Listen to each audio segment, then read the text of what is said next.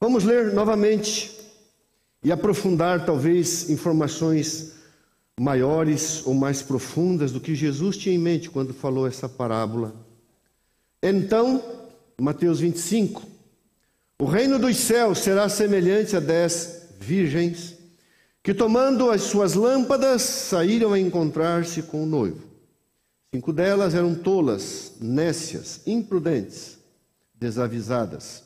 E 5 eram sábias, prudentes, apercebidas. As nécias, ao tomarem as suas lâmpadas, não levaram azeite consigo. No entanto, as prudentes, além das lâmpadas, levaram azeite nas vasilhas. E tardando o noivo, foram todas tomadas de sono e adormeceram. Mas, à meia-noite, ouviu-se um grito: eis o noivo, saí ao seu encontro. Então se levantaram todas aquelas virgens e prepararam as suas lâmpadas. E as nécias disseram às prudentes: dai-nos do vosso azeite, porque as nossas lâmpadas estão se apagando. Mas as prudentes responderam: não. Para que não nos falte a nós e a vós outras, ide. Antes aos que vendem, comprai-o. E saindo elas para comprar, chegou o noivo, e as que estavam apercebidas entraram com ele para as bodas, e fechou-se a porta. Mais tarde chegaram as virgens nécias, clamando: Senhor, Senhor, abre-nos a porta. Mas ele respondeu: em verdade, eu vos digo, eu não vos conheço. Portanto, disse Jesus: vigiai, porque não sabeis o dia nem a hora. Nosso Deus, ao estudar essa parábola que saiu dos lábios do Salvador, momentos antes da cruz, cuja intencionalidade era nos avisar, nesse tempo do fim, qual deveria ser a nossa atitude em relação à palavra e ao Espírito Santo. Portanto, ó Espírito Santo, tu és o representante de Jesus aqui na terra, o Deus entre nós, em nós. Fala e prega para nós nesse momento, em nome de Jesus. Irmãos, quando a gente estuda um texto da Bíblia, seja de um profeta, um patriarca, um apóstolo, Jesus Cristo, você deve estudar tanto a ponto de conseguir e consegue entender, isso se chama exegese, o que estava na mente do autor. O que Jesus queria dizer com o que disse. Porque você faz uma leitura rasa, aí você tem que estudar qual é o contexto. O que Jesus intencionava falar aqui. Qual era o tema principal. O tema principal dessa parábola é o Espírito Santo de Deus, a essência da fé cristã no tempo do fim.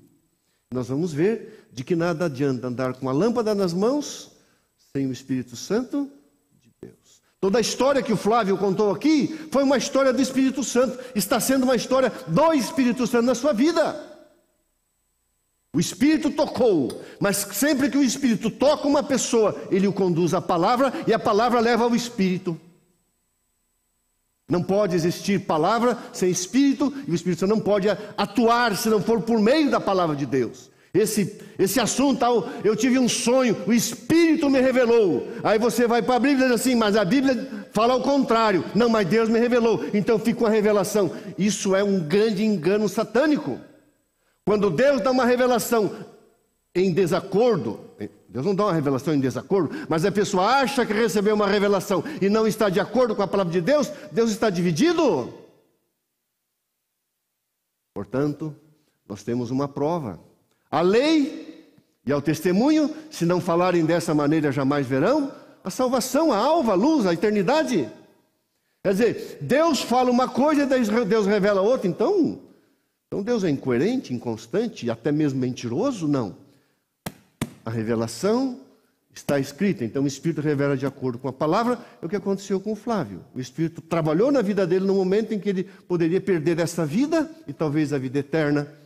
Mas Deus: filho, você me pertence e agora eu vou te levar para a palavra. Irmãos, nem todos os casamentos eram assim, mas em várias situações, em várias regiões eram assim. Imagina uma festa, os judeus eram obrigados a frequentar pelo menos 3 festas nacionais. Israel, vocês sabem, é um país pequeno, então as pessoas viajavam no máximo 2, 3 dias e todos se encontravam mesmo andando a pé. Tinham que se encontrar pelo menos em 3 festas. Se judeu casa com judeu, um rapaz judeu casa com uma moça judia, e ali um rapaz se encontrava com a moça, e daqueles dias de festa, semanas, dias longos, ia conhecendo, de repente se conheciam, e não precisava conhecer muito, já tinham todos os costumes, já tudo em comum, bastava gostar, né? E às vezes até era arranjado. Mas enfim, o rapaz chegava para a menina e dizia assim: olha, eu agora vou para casa, para as terras do meu pai, e vou construir a nossa casa. Aí vem o que Jesus falou em São João 14. Quando a nossa casa estiver pronta, eu voltarei e vou buscar você, e vou levar você, e você estará comigo.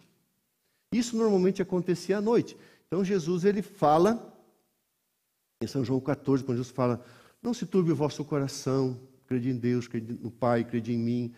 Eu vou preparar-vos lugar, e quando eu for e vos preparar lugar, voltarei e vos receberei para mim mesmo, para que onde eu esteja, vocês estejam também comigo. Então, Jesus está usando a ilustração de um noivado, de um casamento. Eu vou para o céu preparar uma casa e volto vocês para o casamento.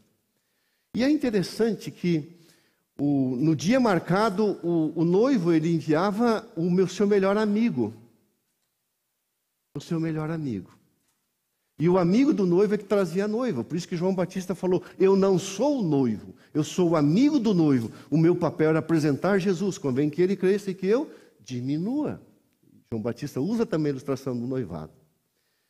Isso aconteceu normalmente à noite. Jesus estava no Monte das Oliveiras, que dá para você ver bem tranquilamente ali o portão, acho que é o portão das ovelhas.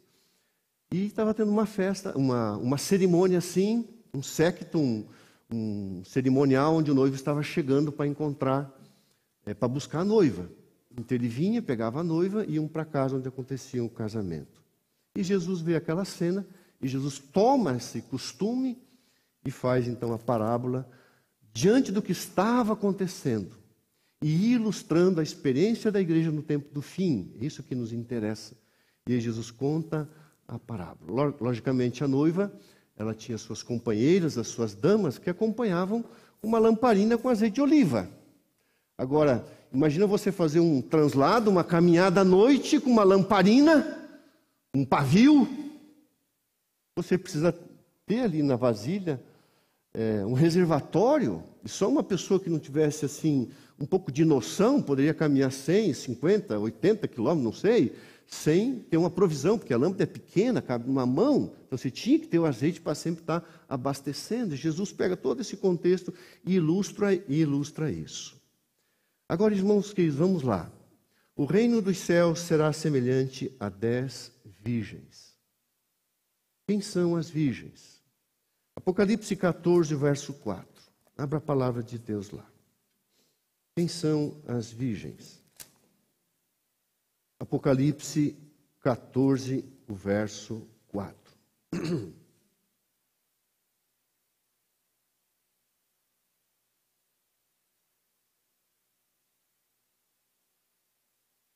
Você sempre tem que ligar as parábolas proféticas do tempo do fim ao livro de Apocalipse. Apocalipse 14, verso 4 diz assim, falando desse povo, das virgens sábias: são estes os que não se macularam como mulheres, porque são castos. Noutra tradução fala, porque são virgens. São eles os seguidores do Cordeiro por onde quer que vá. São os que foram redimidos dentre os homens, primícias para Deus e para o Cordeiro. Você sabe que essa parábola é uma parábola simbólica, isso aqui é uma simbologia. Você sabe que em profecia mulher simboliza a igreja, e uma mulher virgem, uma igreja que prega a verdade pura, límpida, intocável da palavra de Deus, imaculada. E a mulher prostituta, adúltera, é aquela que trocou de esposo o Senhor Jesus Cristo por um poder romano, primeiramente político e depois religioso.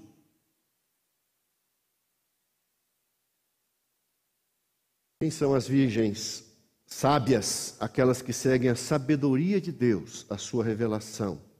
Aqueles que foram purificados pela obediência à verdade. Mas, pastor, como isso acontece? Está acontecendo e, sobretudo, vai acontecer.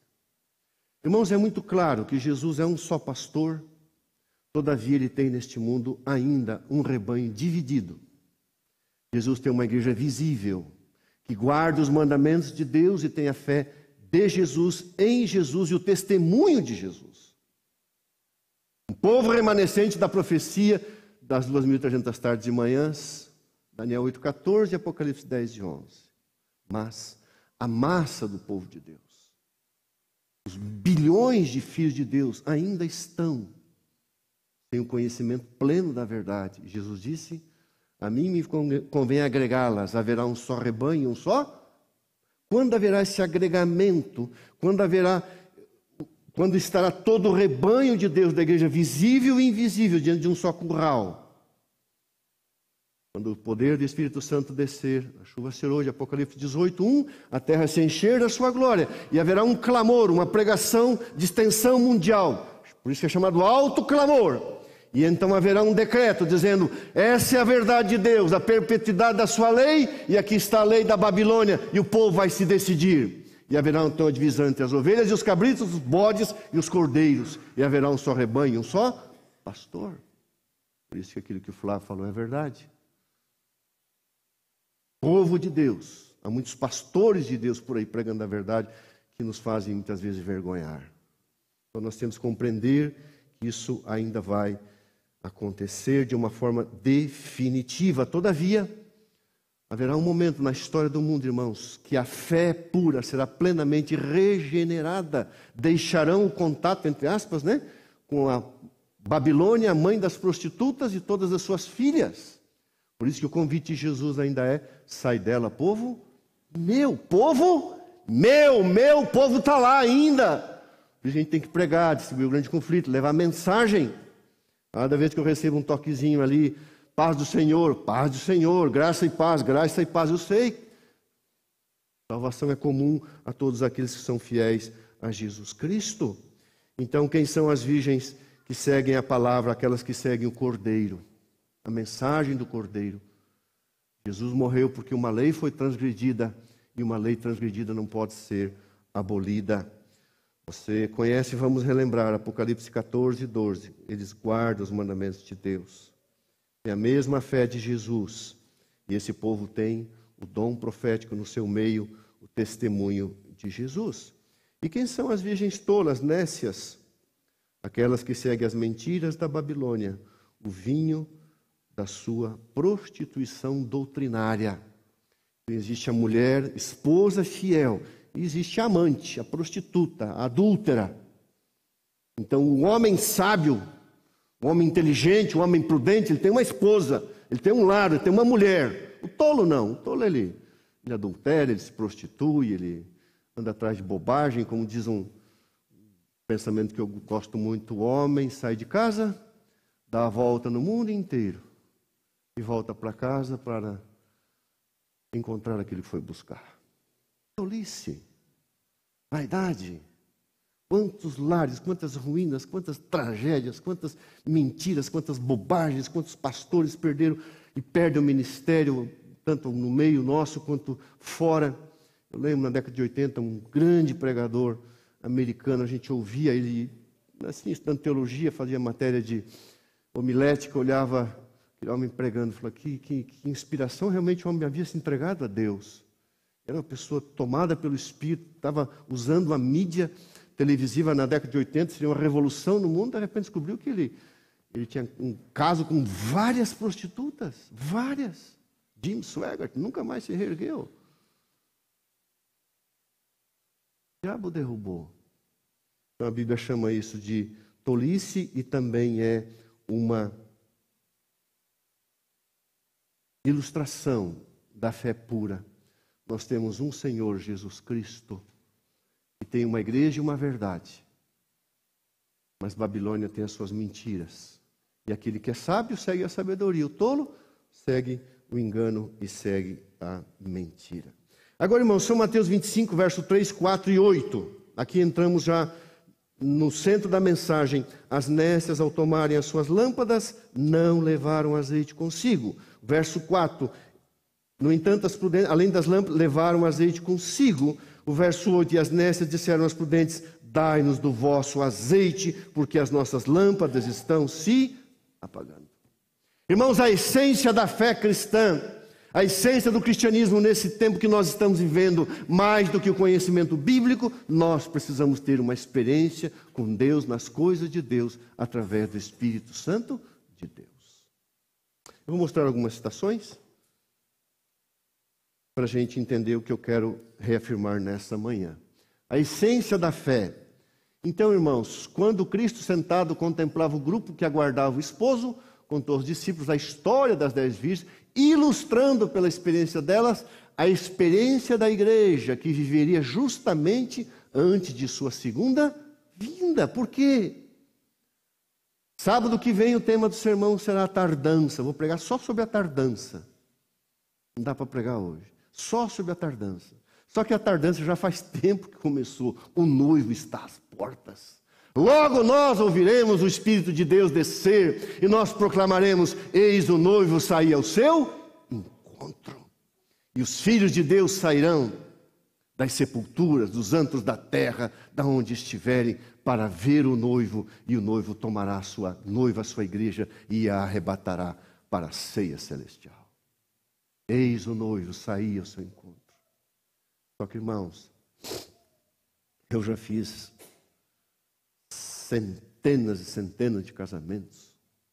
Eu nunca fiz casamento de uma noiva despreparada. Aliás, é aquela hora, né? Eu gosto de fazer o seguinte: eu gosto de botar o noivo de frente para mim, e ele fica assim: deixa eu ver, calma. Eu deixo ele ficar assim, bem curioso, até que a noiva dê uns 2, 3 passos no ambiente, e ele: posso ver? Calma, rapaz, sem estresse. Eu fico ali judiando, coitado, ali fica ali, né? Ele, calma, eu fico ali. Aí quando ele conhece a mulher, namorou, noivou, conhece, mas quer ver a noiva. O que ele quer ver? Do jeito que ela se preparou. E aí quando eu falo assim: tá bom, pode olhar, ele olha assim, normalmente o cara cai em pranto, porque também eu fico ali, quase mato o sujeito. E pronto, o casamento está feito, já causou emoção, já é aquela festa, já está pronto para o resto. Então, o que ele quer ver? Ele já conhece. Eu nunca vi, né, uma moça, nunca vi, vem aí de qualquer jeito. Não, vem, parece uma princesa, e tem que vir mesmo, né? Bem assim, né? E quando ele vai buscar, é a mesma moça que ele namorou, só que está preparada, está adornada, está enfeitada, está para aquele momento marcante, né, de receber agora o homem da sua vida e ter uma conjunção carnal. Uau! E é isso que Jesus espera de cada um de nós nesse tempo do fim, irmãos. Preparação. Essa parábola é justamente antes da sua vinda. Agora, irmãos, qual é a essência da fé nos dias finais? Olha isso aqui. Sem o Espírito de Deus, de nada vale o conhecimento da palavra. A teoria da verdade não acompanhada do Espírito Santo não pode vivificar a mente, nem santificar o coração. Pode estar-se familiarizado com os mandamentos e promessas da Bíblia, mas se o Espírito de Deus não introduzir a verdade no íntimo, o caráter não será transformado. Sem a iluminação do Espírito, os homens não estarão aptos para distinguir a verdade do erro e serão presa das tentações sutis de Satanás. Eu clamo a Deus toda manhã, toda madrugada que eu acordo: Senhor, dá-me o teu Espírito, dá-me o teu Espírito, eu quero o Espírito Santo. E não adianta conhecer a Bíblia sem o Espírito de Deus, não adianta ter a lâmpada sem óleo, é uma tolice. Olha, o povo da Bíblia sem o Espírito, não adianta. Conhecimento da Bíblia sem o Espírito de Deus, de nada vale. A classe representada pelas virgens loucas não é hipócrita, tem consideração pela verdade, advogaram-na, são atraídos aos que creem na verdade, mas não se entregaram à operação do Espírito Santo. Não caíram sobre a rocha, que é Cristo Jesus, e não permitiram que sua velha natureza fosse quebrantada.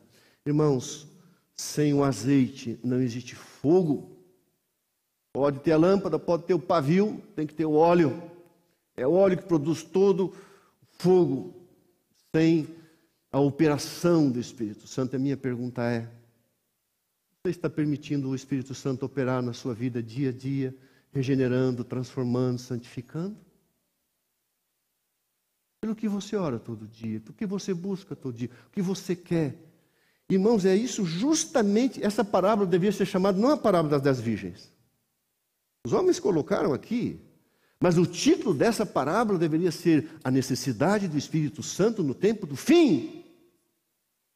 Lâmpada para os meus pés é a tua palavra. Mas quando você pega o tempo que Jesus gastou, ali em João 14 até 17, Jesus gastou boa parte da sua palestra falando de um assunto: vocês precisam ter o Espírito Santo.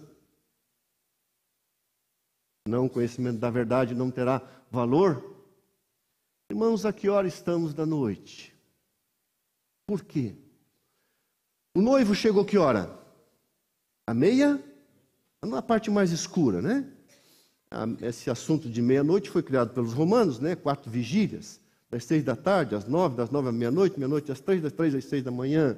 Então fala primeira, segunda, terceira e quarta vigília da noite. Isso é uma invenção humana. Todavia, justamente o horário que marcaram na segunda vigília, a parte mais escura. E literalmente, irmãos, essa parábola quando fala meia-noite, mas é literalmente a meia-noite, não só na parte mais escura moral, espiritual, mas literal, à meia-noite o sol vai brilhar na sua intensidade e Jesus voltará nesse horário. Jesus voltará nesse horário.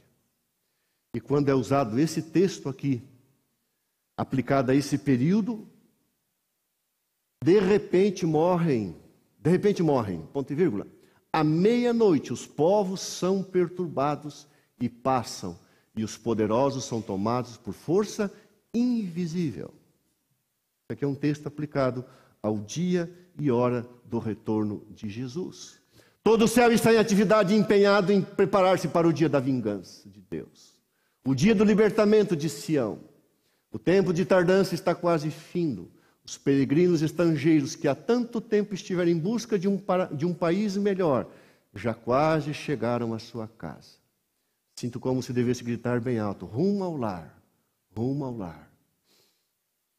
Rapidamente nos estamos aproximando do tempo em que Cristo virá para juntar para si os seus remidos. E quando será isso? É à meia-noite. E Deus manifesta o seu poder para o livramento do seu povo. O sol aparece resplandecendo em sua força. Sinais e maravilhas se seguem em rápida sucessão. Os ímpios contemplam a cena com terror e espanto, enquanto os justos veem com solene alegria os sinais de seu livramento. Tudo na natureza parece desviar do seu curso. As correntes de água deixam de fluir, nuvens negras e pesadas sobem e chocam-se umas nas outras. Em meio dos céus agitados, acha-se um espaço claro de glória indescritível, de onde vem a voz de Deus como o som de muitas águas, dizendo: está? Uau! Meia-noite. Você acordado. A Bíblia na mão. Teu coração possuído pelo Espírito Santo. Não teremos mais Bíblia, irmãos. A lâmpada vai ser quebrada, tirada, roubada de nós. Você não vai levar a Bíblia para o céu, viu? Ok? Você não vai levar a Bíblia para o céu. E lá você vai ter a Bíblia. Vou ler a história de Abraão. Não, você vai conversar com Abraão. Vou ler a história do pecado. Não, Davi não tem mais pecado. Eu vou ler... Não, você não vai ter Bíblia no céu, mas você vai ter o Espírito Santo no céu. Você não vai subir com a Bíblia para o céu, mas você vai subir cheio do Espírito Santo. E só vai subir quem for possuído totalmente pelo Espírito Santo. Não estou, irmãos, por favor, tirando nenhuma força, nenhum poder da palavra, porque é através da palavra que o Espírito se manifesta. Mas chegará um tempo, irmãos, em que a lâmpada não terá mais o seu valor. O que diz respeito, porque tudo foi cumprido. Então Jesus vai olhar para você e dizer: se eu estou agarradinho com a minha Bíblia aqui. Não, eu quero saber se você está cheio do Espírito Santo. Agora, como ser cheio do Espírito Santo? Eu já preguei, você sabe. Quanto tem uma pessoa de Espírito Santo na vida? Quanto ele tem de Bíblia na vida? Nós somos cheios do Espírito quando somos cheios da palavra do Senhor. Finalizando. Vamos lá. Opa, já terminou? Não. Vamos lá, as últimas duas. O Senhor condescendeu em dar-vos um derramamento do seu Espírito Santo. Nas reuniões campais, em nossas várias instituições, grande bênção tem sido derramada sobre vós. Tendes sido visitados pelos mensageiros celestes de luz, verdade e poder. E não deve ser considerado coisa estranha que Deus assim vos abençoe. Como submete Cristo, seu povo escolhido a si mesmo? Pelo poder do seu Espírito Santo. Pois o Espírito Santo, por intermédio das Escrituras, fala a mente e imprime a verdade no coração dos homens. O Espírito Santo está sempre à espera para realizar sua obra divina no coração. Então, nessa manhã, se você perguntasse para Jesus: Senhor, o que eu mais preciso? Qual a essência? Filho, clame e busque pelo poder do Espírito. Nossa igreja fala pouco, prega pouco, ensina pouco. Lá no NASP fizemos alguns trabalhos sobre isso, nas quartas-feiras. Nós temos que falar mais, buscar mais, clamar mais. Precisamos mais de azeite em nossas vasilhas, em nossa vida, em nosso caráter. E Deus está disposto a nos conceder. Irmãos, avançando. Vivemos hoje, irmãos, uma falta de percepção espiritual muito grande. O verso 10 diz assim: E saindo elas para comprar, chegou o noivo, e as que estavam apercebidas entraram com ele para as bodas, e fechou-se a porta. Nós estávamos numa reunião e estranhamente eu tomei uma atitude aparentemente estranhamente eu tomei uma atitude naquela reunião, e alguém reagiu e não entendeu, e me questionou. E como envolvia algumas pessoas, eu não podia expor o que estava acontecendo ali, eu chamei a parte e falei assim: você não tem percepção espiritual para perceber que está tendo um caso de possessão aqui dentro da sala? Como assim? Eu falei: eu acho engraçado, você é pastor, não está vendo o que está acontecendo ali? Nós não temos que parar a reunião e orar. Irmão, nós não podemos perder a sensibilidade espiritual para as coisas. As coisas espirituais se discernem espiritualmente.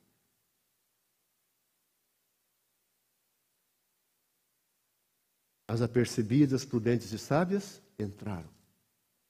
As loucas, tolas e imprudentes, fechou a porta. E Apocalipse diz, irmãos, quando Jesus abre a porta, ninguém? Deixa eu perguntar para você: algum estranho já bateu sua porta? Você olhou ali e viu. Você abre a porta para um estranho? Eu não conheço você. Agora, se a gente até sabe o horário, né? Mas enfim, uma das maiores, talvez tenha sido a maior alegria da nossa vida, é quando bate a porta 8 horas da manhã, a gente sabe quem está chegando. É o nosso netinho. Você não abre a porta, você avança. Vai para cima, você agarra o moleque. E aí o meu querido genro, o Juninho, que eu te amo tanto, e a Jéssica assim: calma, pai, deixa eu despedir. Arrancado o braço. Eu estou lá no escritório estudando, a minha já está se preparando quando bate a porta. Irmãos, que alegria, a gente já sabe que chegou o Gabrielzinho. Você voa para cima do moleque. Por quê? Porque existe muito amor. A gente já sabe que ele chegou. Assim vai ser com Jesus, irmãos. Agora, chega um estranho, bate a porta e fala: desculpa, eu não conheço, não vou abrir. Jesus não abre a porta para um estranho, irmãos. Assim como um pai protege a sua família. Os filhos da verdade têm uma lâmpada, mas também têm o azeite. Talvez não. Pastor, vamos lembrar o nome dele daqui a pouco, dava aula de ciência e religião. Um homem muito culto, muito sério. E o Dr. Ritter Orlando Hitler, né? Um dia ele falou assim: a pior coisa da vida é poder ter sido e não ter sido. Sabe que a gente aprende, a gente aprende com os professores de teologia o caminho, mas não guarda muitas coisas das aulas. A gente não esquece os exemplos, o modelo, algumas frases. O Dr. Orlando Hitler sempre falava: a pior coisa da vida é poder ter sido e não ter sido. A pior coisa da vida de um ser humano é ter pisado numa igreja, um dia ser arrebatado para o céu e não ir. Por quê? Um dia. Como perder tão grande salvação? E eu creio que a frase mais linda, mais gostosa e mais saborosa aos ouvidos será: venha bendito. Venha para o meu reino bendito. Tome posse do reino que eu preparei, da casa. Mas também eu creio que a frase mais triste assim: eu não te conheço. Como não, Senhor? Fui pastor em Americana, fui pastor aqui. Não sei quem é você. Sempre me lembro de Natanael. Onde me conhece? Eu sei que você ora, eu sei que você me busca, eu vi você embaixo da árvore em tal lugar, eu sei quem é você. Eu sei quem são os meus. Deus sabe quem é você, Deus sabe. Como falei sábado passado, quero repetir algumas frases. O homem de Deus, Billy Graham: eu quero ser conhecido no céu, não aqui na terra. Quero ser importante para Deus, agradar a Deus e não homens. Irmãos, essa última frase que eu li: o Espírito Santo está sempre à espera para realizar sua obra divina no coração humano. Você conhece Apocalipse 3:20, eu continuo batendo. Sabe qual é o problema, irmãos? É a nossa falta de interesse, de preencher as condições de entrega, de querer ouvir Deus. De fato, eu quero ouvir para obedecer. Ouvir a voz de Deus sem intenção de obediência não adianta. Deus não quer que você apenas ouça a sua voz. Deus quer que você siga a sua voz. Não adianta um pai falar para o filho: faça isso, aí eu ouvi, mas não faz. Ouvir é obedecer. Eu fui visitar o meu pai. Eu vou botar a última foto aqui. Pode colocar a imagem, por gentileza, Valdir. Meu pai está passando um momento delicado de saúde, então, sábado à noite fui lá visitá-lo. É o último PowerPoint.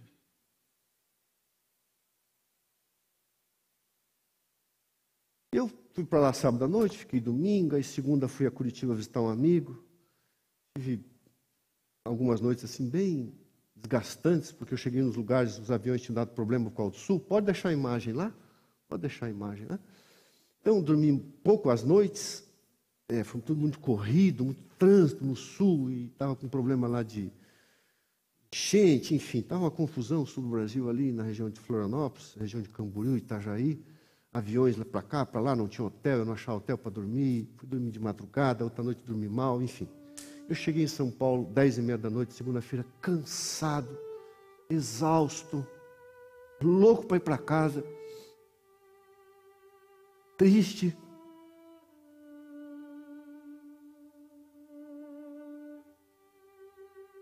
Você não quer ver um pai passando por aquilo, apesar da idade? Corrido, pegar o carro, estava no estacionamento. Eu já sou meio afobado. Era mais, agora estou ficando velho. Correndo, posso orar por você? Hã? Aí separa tudo. Acabou a pressa. Como? Posso orar por você? Vem cá. Eu falei: eu posso orar por você também? Só se deixa eu orar por você. Você é uma menina, uma criança, respeitosa, assim, discreta. Uns 6 livrinhos, eu só trouxe um. 6 livrinhos empacotados. Eu olhei os livros, vi que era coisa boa.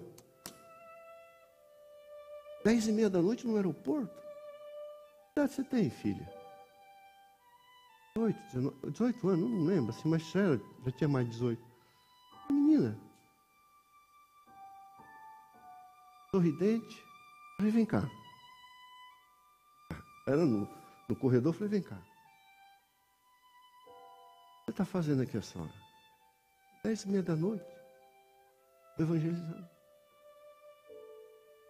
Estou vendendo livro.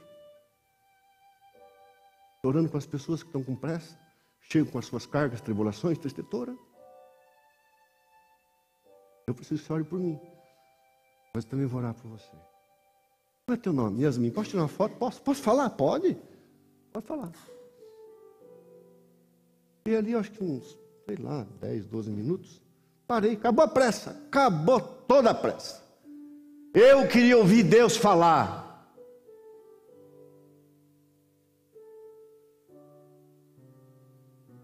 Posso derramar o Espírito Santo sobre você? Essa irmãzinha de Jesus, olha, coisa mais linda, sem peteleco nenhum aí peteleco não, como é que foi? Os penduricados. Aí, um anjinho, uma cidade enorme, perigosa, região perigosa ali, Congonhas. Eu paro, todo o meu estresse, minha correria, e sou abençoada por uma menina. Orou por mim, irmãos, que oração, menina ungida. Pai, encontrei aqui um servo do Senhor, eu vi que ele estava agitado, senti vontade de orar por ele. Pai, cuida dele. Contei o que estava acontecendo, correria e tal. Olhando assim, cheia do Espírito Santo. Orei por ela, tiramos uma foto, logicamente pegar contato, né? Respeito. Aliás, eu parei, abri meu Instagram e falei, vou te seguir. Na hora, clicou lá, tá seguindo, ganhou uma seguidorinha. Segui Jesus, né? Fiquei alegrinho, meu rostinho já ficou mais bonitinho. Aí, vim para casa, já botei a música que eu tenho ouvido muito. Não eu, mas Cristo através de mim. Essas coisas do Espírito Santo. Coisas que o Espírito Santo precisa fazer na nossa vida. Parar, ouvir. Quer dizer, não, estou com pressa. Tem que pegar o carro, viajar mais 1 hora e pouco, ir para casa, chegar tarde, meia-noite e pouco, tem um compromisso amanhã cedo. Não. Quando o Espírito Santo fala, pare. Esquece tudo, ouça a voz, absorva a voz. A pergunta para você, para mim nessa manhã: posso te dar o meu espírito? Uma pergunta que está no dom profético: eu posso te encher do meu espírito? Eu gostaria de dizer: Senhor, enche. Eu tenho orado, Deus me possua, toma posse, Senhor, de tudo. Não é assim, um momento, é uma vida, né? Eu gostaria de dizer: Senhor, Deus hoje viesse aqui, e Deus está te perguntando: posso te dar o Espírito, posso te encher do Espírito? Eu gostaria. Que realmente nós possamos permitir, buscar, clamar, suplicar, porque essa palavra, a palavra do Espírito, irmão, foi dada para você e para mim hoje. Não vai demorar e nós vamos ouvir a voz dizendo: eis o noivo, saí ao seu. E eu, pela graça de Jesus, junto com você, quero estar no grupo que terá o azeite. E quero entrar, porque a porta está e estará aberta para você e para mim.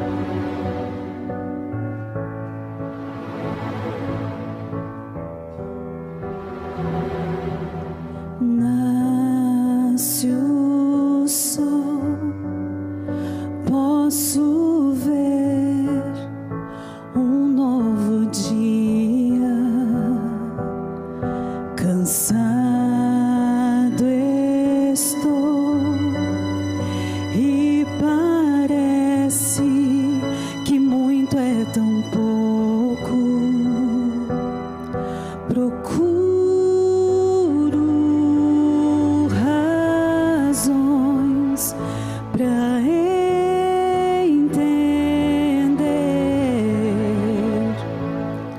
E agora eu sei que dependo do alto, da força que vem do Deus Criador, que me amou primeiro. Agora me entrego a esse amor.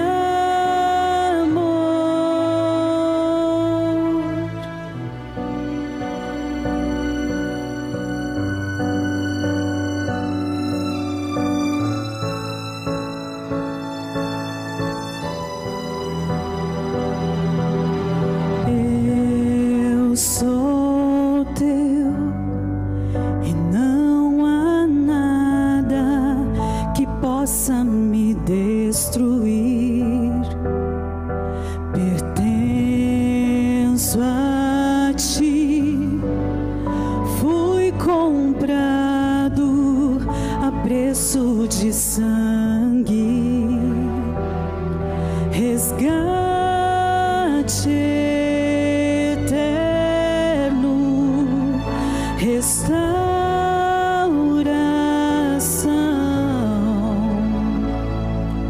E agora eu sei que dependo do alto, da força que vem do Deus Criador, que me amou primeiro. Agora me entrego a esse amor.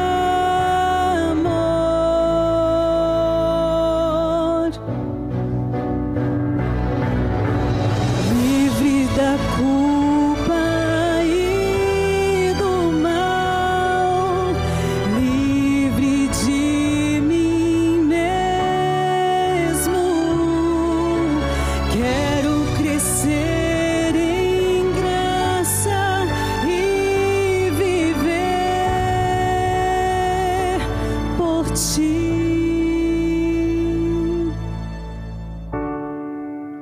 Posso ver,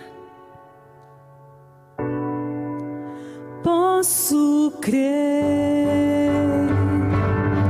E agora eu sei que dependo do alto, da força que vem do Deus Criador, que me amou primeiro. E agora me entrego a esse amor,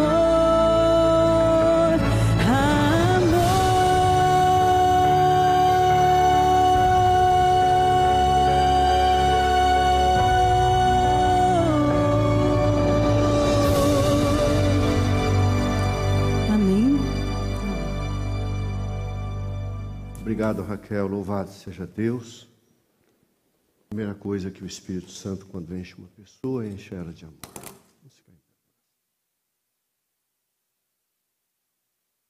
Senhor nosso Deus, te agradecemos porque nessa manhã adoramos o Senhor, ouvimos a sua palavra.